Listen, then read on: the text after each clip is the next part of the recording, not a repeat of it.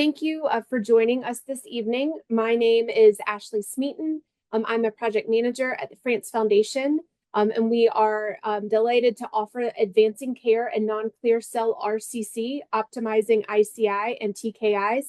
And this is in collaboration with the Kidney Cancer Association. This evening, we are offering 4 sessions over the next couple of weeks on different non-clear cell RCC topics. This is session 1. Session 2, there are 2 date offerings of February 21st and February 25th. And then session 3 is in March. Session 4 is in April. I am going to go ahead and put a link to the registration page in the chat box in case you are interested in joining all or 1 or 2 of the future sessions. We would love to have you, as this is set up as a series. All sessions are accredited for 1 hour of CME and nursing credit. So if you attend all 4 sessions, you'll get 4 total hours of credit. Throughout today's presentation, there will be just a couple of opportunities to participate in answering some questions or some polls. I will launch a Zoom poll on those slides, and there are also QR codes that will pop up. You can participate either way you want to. If you scan the QR code with your phone, the same question will pop up that's on the screen with the Zoom poll. So we do encourage and appreciate your participation, as that data is extremely useful to us in evaluating this program and also planning for future education. I'm trying to think. I think that's all of the housekeeping items I have. I'm thrilled to introduce Dr. Pedro Barata, who will be our presenter this evening, and I will let him get started. Thank you so much. There you go. Ashley, thank you so much for, kicking us off, and thank you everybody for joining. See some familiar names in this group today. So, the idea is a little bit to expand on Ashley's comments, but this is one of the 4 sessions that composes this program, talking about non-clear cell, tough disease, or better said, group of diseases that we'll try to go through in these 4 sessions. Today we're really going through the complexities in the diagnosis of these group of diseases or tumor types, if you will. Not easy at all. And there's a lot of changes in the recent past that makes it perhaps even more difficult.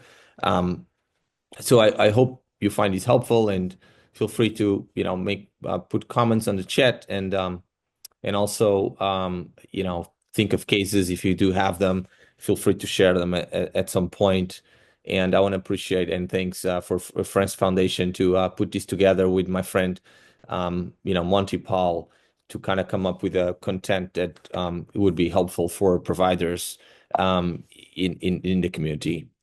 So here are my disclosures. Here's the accreditation, credit designation here.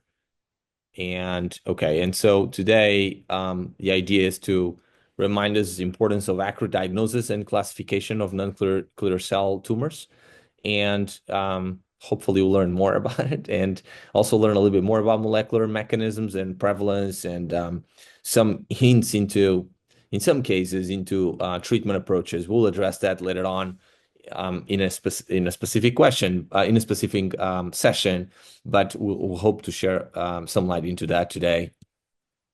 Okay, here's the agenda for today as well. We'll have incidents, then going through the different subtypes, and then presenting a couple of cases, and also share some real-world stories that you might have on your end as well. So let's get starting. All right, so here's a question. So please pick up your phones. There's an option with the QR code to answer this. According to the World Health Organization classification of urinary and male genital tumors in 2022, papillary renal cell carcinoma is no longer subcategorized as type 1 and type 2. This is a fact. What is the new categorization?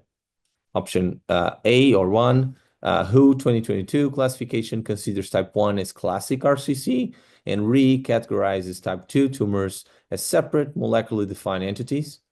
Second sentence is type 1 is now considered MET-driven, type 2 is considered MET-independent. Option 3, papillary RCC is too morphologically heterogeneous to establish official subcategories. And option 4, type 1 is classical RCC, type 2 further categorized as TFE rearranged or TFEB amplified RCC. So please take a moment to vote. So I don't think I mentioned, but we all got a vote. It's all anonymous. Please, you should be seeing the poll pop up on your monitor. We'll wait for Ashley to show us the results in a second. So, which one of the 4 sentences is real?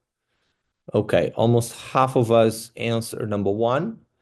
Okay, so let's hold off on that. Let's go through the slides. I'll get back to this. Okay, cool. Thank you. All right, starting with RCC incidence. So here's the incidence of renal cell carcinoma around the world. On the left, you can see it's really a global problem. One out of 5 patients diagnosed with renal cell carcinoma is diagnosed in the United States, but as you can see, it's a global problem affecting all continents. And this is basically data put together also by our friend from Dr. Bukovina. And on the right, you can see that incidence is going up over time, also at the international level. So this is a problem we're going to be facing more than in the past. So very important to keep in mind. Overall, 2 years ago, over 430,000 cases were diagnosed. So there's a lot of RCC out there. Next slide. So when we talk about renal cell carcinoma, we are talking about different things. We're talking about clear cell renal cell carcinoma. And then we talk about a large group of tumors that are not clear cell RCC. So that's an heterogeneous group of diseases, includes many different things like papillary RCC, chromophobe, translocation, collecting duct, smart B1 deficient. Those are the ones that we normally quote. I could add unclassified. And so keep in mind that's a large heterogeneous group and is also the least prevalent group. And I'll show you that in a second. So here it is. So for each 4 patients diagnosed with RCC, 3 of them will have clear cell tumors diagnosed, whereas 1 out of 4 will have non-clear cell. And so when you think of those 25%, you need to break them down in all those subtypes that I just alluded to, right? So you can see how far more infrequent, and in many cases rare, non-clear cell subtypes are. So here's the incidence of the different non-clear cell subtypes. Far more often, or the most common type of the non-clear cell subtype is definitely papillary RCC. And this is overall group of the incidence around 10% when you account for all tumors, right? So it's not just among non-clear cell. So it's among all tumors. So think of those 25%, about 10% will be papillary, and then about 5% will be chromophobe.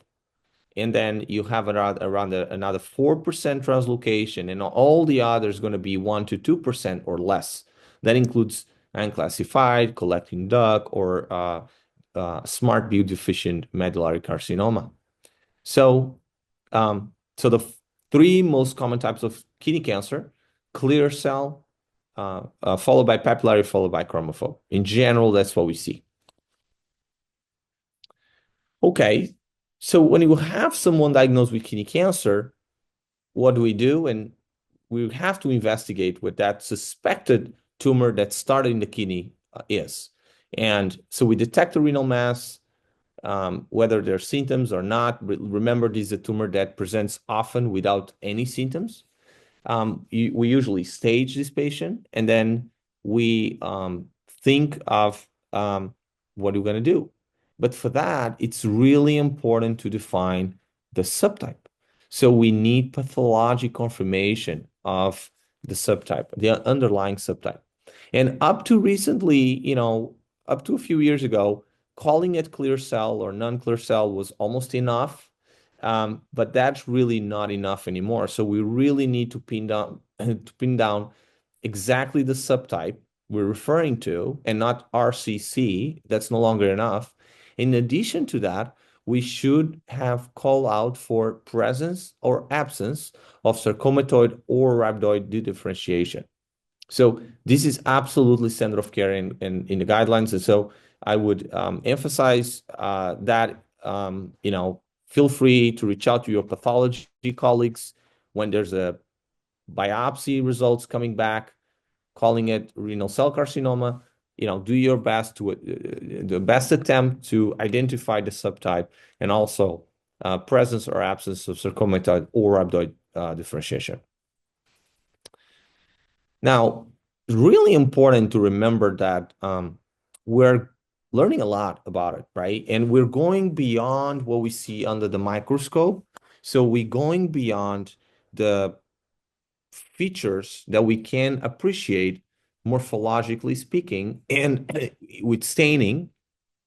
And we are going after molecular characterization of these tumors. And it's actually a recent paper we put together showing you that not only at the DNA level, but also at the RNA level, there's, and this is data basically based on RNA sequencing data from the different tumors, you can see how distinct these different RCC variants are in regards to gene expression. And, as you can see, some tumors will express far more cell cycle and whereas others, a T effector signature, where others will express angiogenic signature, et cetera, et cetera. So it's really important to understand that it's not like under the microscope, these tumors look different, but also at the molecular level, these tumors look different as well. So as we reflect on these new 2022 World Health Organization classification on a scale of 1 to 5, where 1 is strongly disagree and 5 is strongly agree, what is your level of agreement with the following statement? I'm familiar with the WHO classification of urogenital tumors published in 2022. Strongly disagree, neutral, agree, or strongly agree. So how familiar are you with this? So please take a second to use your phone, get a QR code there and vote. Again, answers are completely anonymous, just to get a sense of our level of understanding and awareness. So a lot of us are not really aware of it, right? And that's really not unusual. That's very common and very usual. And so that's why, sessions like these are relevant, right? So hopefully we'll see if that changes at the end. All right, so here's a couple of updates for us. One of the important ones is really with this new classification about 2 years ago, the addition of the molecular defined RCC subgroups. So what does that mean? That means that in addition to that classical classification of tumors that I just showed you, you have a number of cancers, RCC, defined by the molecular alteration, such as ALK rearranged RCC, ILOC mutated RCC, eosinophilic solid and cystic RCC, fumarate hydratase deficient or FH deficient RCC, which used to be known as hereditary leiomyomatosis, HLRCC, SMART-B1 deficient medullary RCC, which used to be known as RMC, or TFE3 or TFEB RCC, right, which was to be considered as part of the MIT family RCC, right? So there's a lot of new concepts to grasp. Okay, so when we think of genetics, it's important to remember that there's a lot of hereditary syndromes, meaning mutations or genomic alterations people are born with that are associated with renal cell carcinoma. That means patients can have many things, including kidney cancer. And here's an example of them, some classical ones, BAP1 syndrome. And this is all detected by germline testing, by the way. You test the genes you were born with from your mommy and daddy. So you find BEP1 in germline, you can expect more clear cell. You can be diagnosed with Birt-Hawk-Dubé with a mutation FLCN gene. You can find a FH mutation, a germline FH mutation, which gives you FH deficient RCC, formerly known as HL-RCC, or even with a germline MET mutation giving you PEPL-RCC. And all these syndromes have an autosomal dominant, which means there's about 50% chances of passing it down, and you need one of the two genes altered to actually really have the disease. In addition to those, there's a few others, right? Maybe the most famous one in the kidney cancer, we talk a lot about that, VHL mutation, von Hippel-Lindau disease. So this is different from somatic. In other words, this is a mutation that you pick up with when you actually born versus at the tumor level, or tuberous sclerosis, mutations in TSC1 and 2, or even hereditary pheochromocytoma or paraganglioma. Now, what's interesting is some of these syndromes are associated with RCC, but not necessarily just one subtype, right? Look at tuberous sclerosis. You have an increased chance of developing clear cell RCC, as well as papillary or chromophobe or unclassified. So it's not a guarantee that one hereditary or familial syndrome will give you necessarily one type of kidney cancer. Some do. You do expect to identify the higher chance clear cell in the context of VHL mutation. Okay, so if that's the case, do we need to do germline testing, and when? So I think this slide is really important because there's a group of very smart key opinion leaders who got together and put together kind of a guideline, a recommendation about who to test. And you can see here a number of cases where germline testing is highly recommended, right? People who had first-degree family member very suspicious for a syndrome, or RCC with a germline alteration, or second degree and a germline alteration, or someone with kidney cancer in a first degree patient with kidney cancer, or bilateral kidney tumors, or even history that suggests a familial syndrome, right? So the way I try to simplify this in clinic. So I often say young patients, bilateral tumors, non-clear cell, renal cell carcinoma, and then the characteristics around family members, right? So, but this is the consensus. So it's very important to look at those, because remember, among everybody with renal cell carcinoma, less than 10% of patients will have a germline alteration. So it's not a frequent event, but if you don't test, you don't find. So it's important to keep that in mind. Okay, let's go through specific non-clear cell subtypes. And we always got to start by papillary-RCC, the most common type among the less common type of kidney cancer.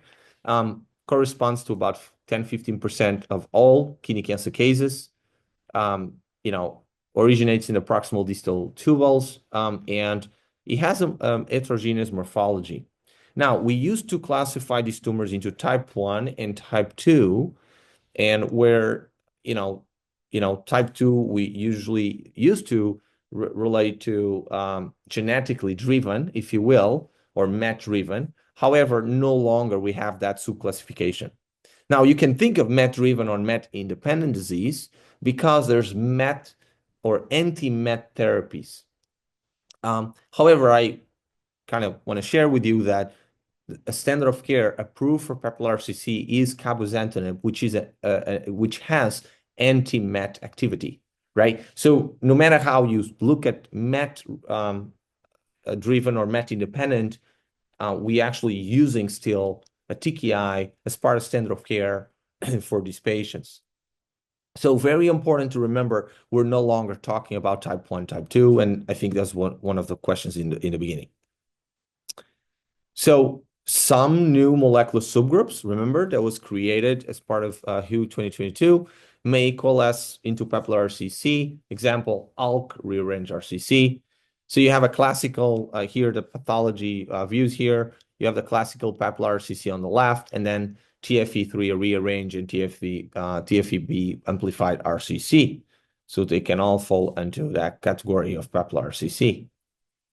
Now, moving on to chromophobe RCC, the third most common type of kidney cancer, corresponds to about 5 to 7% of all cases, and it tends to be sporadic, but it can be associated with certain familiar conditions like Birt-Hogg-Dubé or Codon syndrome, right? So sometimes we have referrals from genetics department for families being following with the teams that reach out to us because RCC was identified.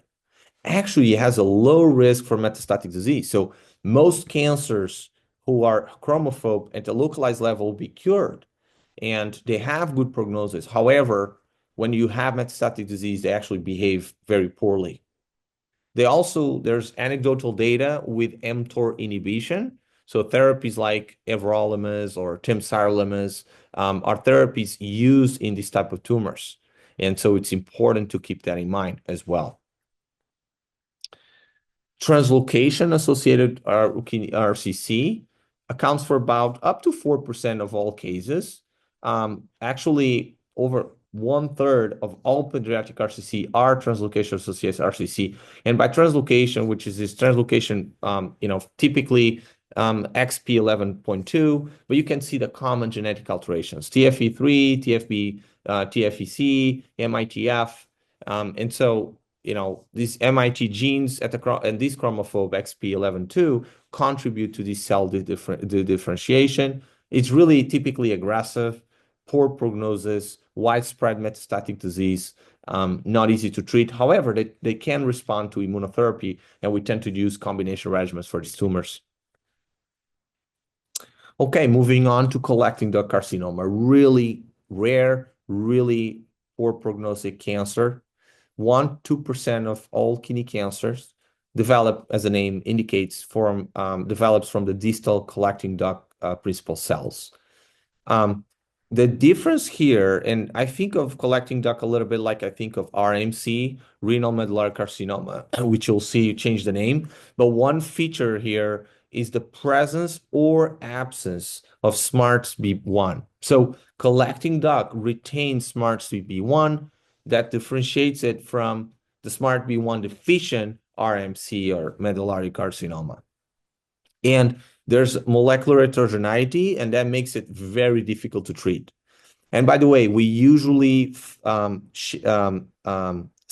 phrase treatment for renal cell carcinoma is not using chemotherapy or being chemotherapy resistant. And that's not incorrect, but actually you're looking at one of the two diseases where we still use chemotherapy, cytotoxic chemotherapy, collecting duct.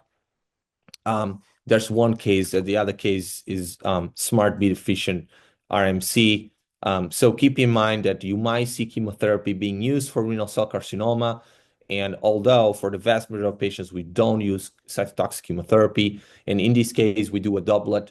Sometimes we do a platinum doublet for these tumors, very hard to treat. Okay, moving on to SMART-B1 deficient medullary carcinoma, formerly termed RMC. This is a classical association with patients of African descent, young, with sickle cell trait, and very, very aggressive. As I referred to before, the SMART-B deficiency makes it different from the collecting duct as well. Very rare, about 0.5% of all kidney cancer cases, and more than 2/3 of the times actually involves the right kidney. And here's a proposed diagnostic algorithm for these tumors. For the most part, we offer, get pathologic confirmation. We rule out other important genetic-based alterations, such as FH mutations, for example. And then if confirmed, renal medullary carcinoma or SMART-B1 deficient tumor, you often are considering, cytotoxic chemotherapy in the metastatic setting. You can consider local therapy if very good response to chemotherapy. Unfortunately, most patients respond poorly, respond for a very limited amount of time, and overall survival is very poor. So moving on to fumarate deficient RCC, or also known as FH deficient RCC. It used to be called LHRCC, hereditary leiomyomatosis, associated with RCC. What does that mean? That means that it's a syndrome where you're expecting to see many things, including RCC, typically papillary RCC. So you can identify skin leiomyomas or fibroids in the uterus, and sometimes often papillary RCC. So the diagnostic criteria is on the right. You have one major criteria, basically multiple leiomyomas, and a biopsy-proven, disease, if you will. And then, of course, the definitive diagnosis is based on germline testing, confirming the FH mutation. You have some minor criteria that increases the chances of you facing FH deficient RCC, like a solitary leiomyoma and family history of FH deficient RCC, or even renal tumors type papillary histologies. And here's a couple of examples for us to keep in mind. On the left here on the CT scan, you can see the fibroids, uterine fibroids.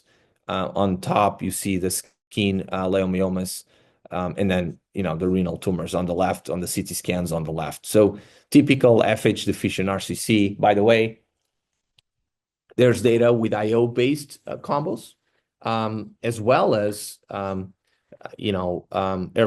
bevacizumab from the NCI. So different ways to treat this disease, and important to keep that in mind. And we will have a session specifically dedicated to how to treat these different subtypes. Then TFEB alter RCC. This is actually a new classification, a new tumor subgroup based on the WHO 2022. Used to be considered, or used to be called, MITF translocation carcinoma, along with the TFE3 rearranged. So here you talk about TFEB, which can be altered, which can be translocation or amplification. It turns out that translocations are indolent. Amplifications are very, very aggressive. So it can behave in a very different way, clinically speaking. It can occur in younger patients, children, or young adults. And it's not easy to classify because it requires molecular characterization. So a lot of times you're not necessarily able to identify this subtype. Looking at TFE3 rearrange, and remember, this goes with the TFEB.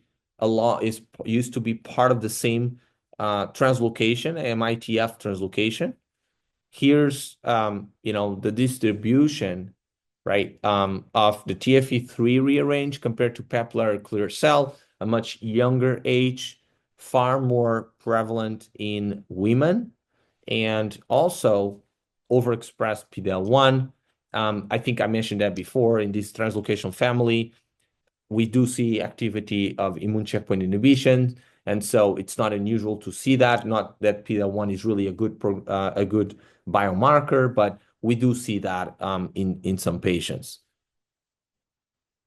Okay, moving on to eosinophilic solid and cystic RCC is also a newly added subgroup in the World Health Organization 2022 classification, and it's actually associated with tuberous sclerosis. So, as we know, tuberous sclerosis, it's associated with TSC1 and 2. By the way, not all tuberous sclerosis have to have mutation in TSC1 or 2, but if you have it, you are facing that syndrome. And remember, you can increase the chances of clear cell, but also non-clear cell subtypes like papillary or chromophobe and classified, or even oncocytoma. And in addition to tumors, which by the way is not the most common manifestation of tuberous sclerosis, you can often find angiomyolipomas or complex cysts, or even fibromatosis stroma and oncocytoma. So it tends to be more indolent, and by the way, they can definitely respond to mTOR inhibitors, and this is actually being used, and there's data to support mTOR inhibition in patients with TSC, tuberous sclerosis. Okay, and then just to be thorough, we have a slide or two about other non-clear cell RCC subtypes. We have the ALK rearranged RCC, which is also a newly added subgroup, less than 1% of the cases, very heterogeneous, and it's important to make that diagnosis right because there's anti-ALK therapies that we would not use if we didn't know about it. So it's important to know. With the emergence of NGS testing, we are more likely to go after this and be able to identify them. And of course, these changes in the classification go along the changes in the access to genetic testing. And finally, the eosinophilic vacuole tumor, is also a new group added 2 years ago and tends to be sporadic and clinically indolent. Okay, unclassified RCC, it's kind of an exclusion diagnosis. It can account for up to 6% of the times, and it can be heterogeneous, which is kind of the norm.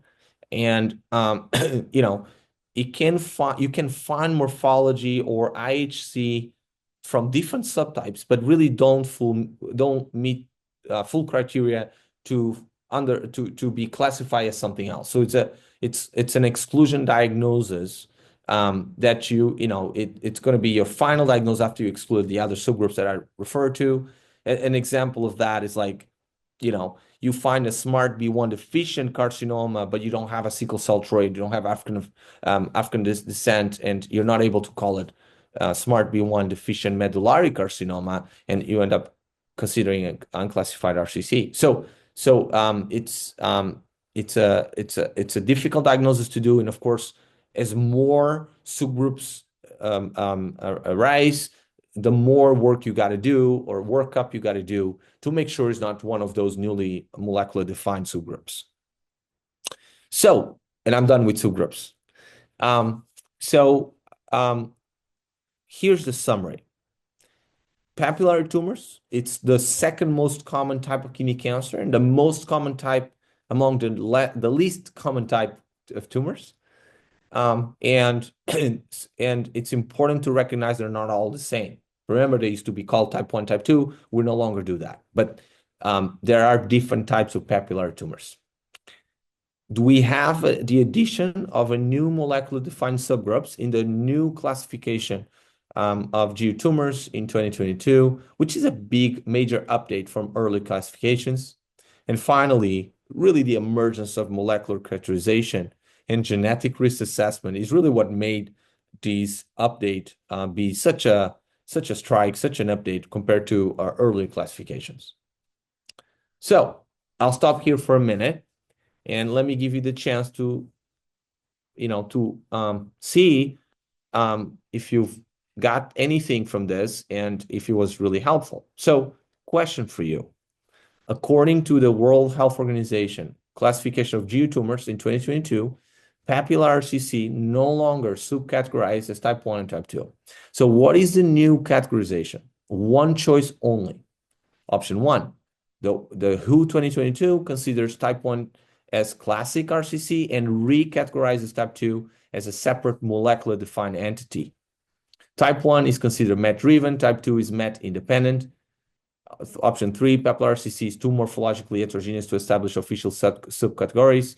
Option 4, type 1 is classic, type 2 further categorizes TFE rearranged and TFE-B amplified. So again, 4 options here, and please take a moment and vote. So what is the new categorization? We should be getting the answers now. Don't forget to get QR code there. You have it on the top right. All right, there we go. Most of you got it right. Yep. Indeed. So we have the classic RCC, and then, we have molecular defined subgroups. Absolutely right. Great job. So let me Hey, share. Dr. Barada, before we move into cases, there were two questions in the chat box. And the first was, does papillary cancer require NGS for complete classification? That's a fantastic question. So, Mayor, thank you for your question. So for the classical one, for the most part, not really. If I go back, you know, um, you can get that. Here it is, right? You can have the shape, the morphology, as our friends from pathology will be able to call it out. Excuse me. In many circumstances, um, you are facing papillary histology, right? But the challenging part is to make sure, you know, the subgroup of papillary RCC that's going to be molecular defined. How do you do that if you don't do that? And so the answer to your question is yes, you do require molecular characterization to fully recognize the papillary tumors you're in front of you, unless morphologically they do resemble papillary, and therefore you can call it out papillary. So what's going to end up happening, or is happening more and more, you have a prelim result. In some cases, that is enough by saying, you know what, morphologically, this is what it is. But then they follow up with the clinician to say, it's unclear. I see different features here. I need further testing, including molecular testing, to make sure I am calling it correctly or it doesn't fall into a different category. So, Mayor, it's a fantastic question, and that's probably what I'm going to be seeing more and more, in the future. And then, can you elaborate on the same, a different question? Can you elaborate on pathology workflow necessary? Are the most community pathologists adapt to this? Yeah, it's a great question, Mayor. I think it's a work in progress. I think we are all facing the challenges with the changes, not just community pathologists, but even academic sites, to be honest. And because this is not a tumor that folks see every day. And some cases, in some places, some community sites, they refer these patients out, right? Which makes it even less often to encounter a case of non-clear cell RCC, or they send it out for a second view.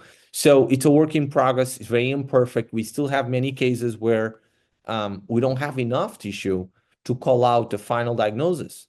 And lung biopsies, lymph node biopsies are prone to that. We don't have enough, and not even sometimes to send it out for genetic testing, right? So from that perspective, it's definitely a work in progress, and we're not there yet. There's work to be done. I don't think I'm aware about any data recently showing us concordance with the guidelines when we look at the path reports. Maybe that's a cool study to do, right? Is to pull out the reports from 2024 from RCC and say how many of them are actually matching the new classification, right? This is actually a good quality project. And my prediction, I know it won't be 100%, I can tell you that, but I won't be surprised if it's actually less than 50% if that answers your question, Mayor. So a lot of work to do in many, many places, including academic sites. Great question. Great question. Okay. So I have 3 or 4 cases as a way to memorize this, as a way to say, okay, this is a classical example of this. So think of a 35-year-old African-American woman with history of sickle cell trait, found with a large mass in her kidney and lung metastasis. She gets tested for SMART-B1, you suspect RCC. SMART-B1 is negative, so it's SMART-B deficient tumor, RCC, and of course, this is a SMART deficient, medullary carcinoma, used to be known as RMC. This is a classical example of what used to be known as renal medullary carcinoma. Okay. Case 2, a 42-year-old man or woman with family history of liver and renal cysts. You have facial and renal angiomyolipomas. I can tell you sometimes has this butterfly shape in the face around the nose. And then you find bilateral renal lesions. I could tell you one looks like oncocytoma, the other one looks like renal cell carcinoma. You biopsy, clear cell. And of course, I'm describing a case of tuberous sclerosis complex, where this patient has multiple innumerous angiomyolipomas and increased risk for renal cell carcinoma. Case 3, think of a 48-year-old woman with history of uterine leiomyoma. She has family history of renal cell carcinoma, strong family history of RCC in her maternal side, mother and maternal grandmother, both diagnosed with RCC. She has history of renal angiomyolipoma as well, and she was found with renal lesion and nodal metastasis, and pathology suggests papillary RCC. So this is a classical case of hereditary leiomyomatosis associated RCC, now FH mutated RCC. And so, key takeaways. This is a question for all of you. Which one of this perhaps is the most important on the single takeaway you take home from these number of slides and this content? Number one, papillary tumors are the most frequent non-clear cell subtype and have heterogeneous morphology. Let me phrase that. Papillary tumors are the most frequent non-clear cell subtype and have heterogeneous morphology. Number two, the addition of molecular defined subgroups in the WHO classification. Number three, molecular assessment and genetic risk assessment are key to accurately diagnose and influence treatment decision making. And finally, involving multiple players, very important for the accurate diagnosis and treatment of these tumors. So there's no right or wrong. Tell us what you think is the most important takeaway in your opinion after going through these slides.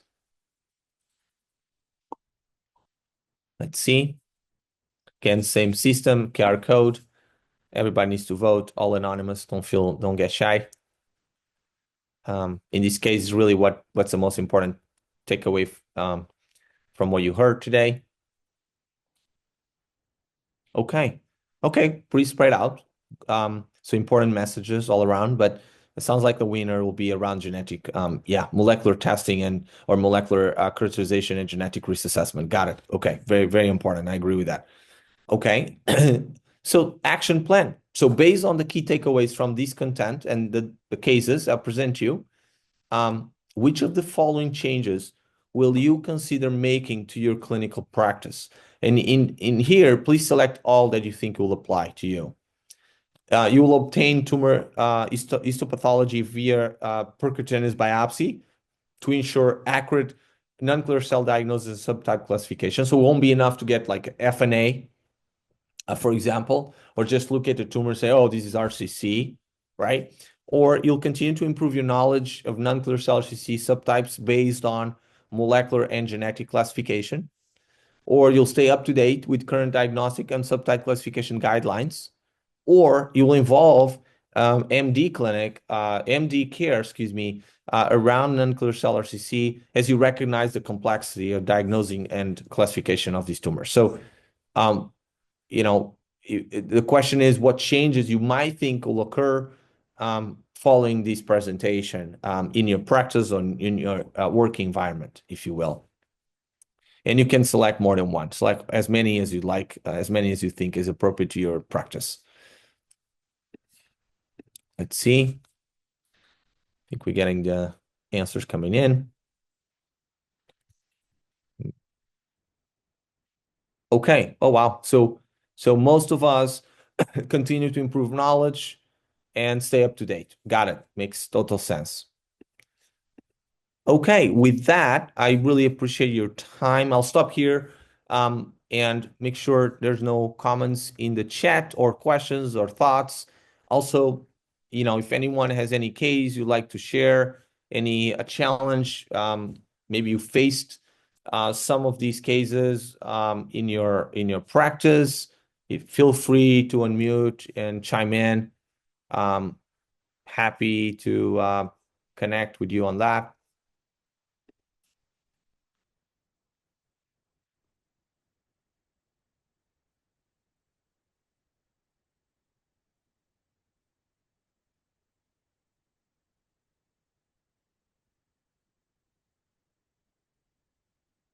Okay, I don't see any movement here. I also can drop my email in the chat.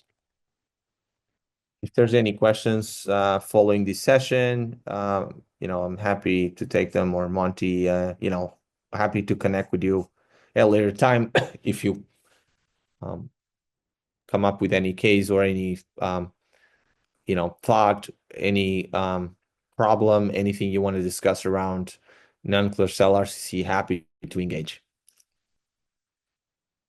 And if you don't mind, I have put in the chat as a resource. It's what we call a rapid recap, and it just summarizes what Dr. Barada just presented today. And then I have also put the link to today's evaluation, which is how you will be able to claim your credit and get your certificate.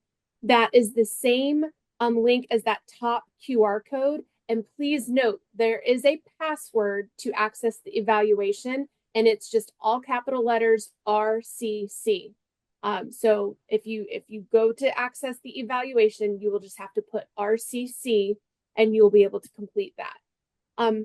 Otherwise, I will be happy to send out a PDF of today's slides to everyone. And I believe that's it. Please feel free to register for sessions 2, 3, and 4, and share this opportunity with your colleagues and peers who might also be interested. If you have any questions, please feel free to email myself or Dr. Barada, as he mentioned. And I thank you all for your time. Wonderful. Thank you all for taking the time. Have a good night, everybody. Thank you. Hope to see you soon. Thanks. Bye-bye.